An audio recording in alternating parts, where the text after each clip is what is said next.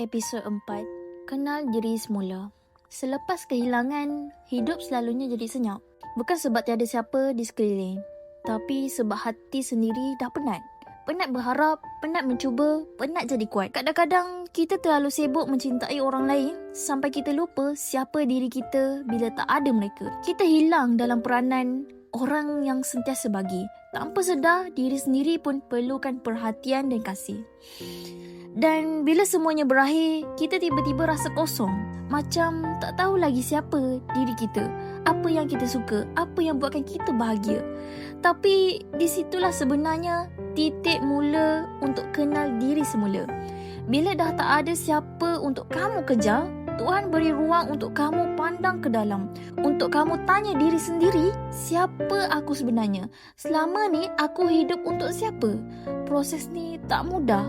Akan ada hari kamu rindu versi lama kamu. Versi yang masih percaya pada janji, masih bersemangat nak mencinta. Tapi versi baru yang sedang kamu bina, lebih berhati-hati, lebih matang dan lebih tahu nilai diri sendiri. Kenal diri semula bukanlah bermaksud kamu kena jadi orang baru sepenuhnya. Tapi belajarlah menerima siapa kamu sekarang. Dengan luka, dengan kekurangan, dengan semua pelajaran yang pernah buat kamu jatuh. Bila kamu mula kenal diri, kamu akan sedar tak semua orang layak duduk dalam hidup kamu. Kamu akan lebih tenang bila tahu bila nak pergi, bila nak biarkan sesuatu berlalu tanpa penjelasan.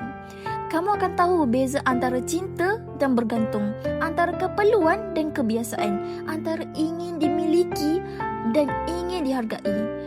Dan perlahan-lahan kamu akan mula sayang diri sendiri seperti mana kamu pernah sayang orang lain.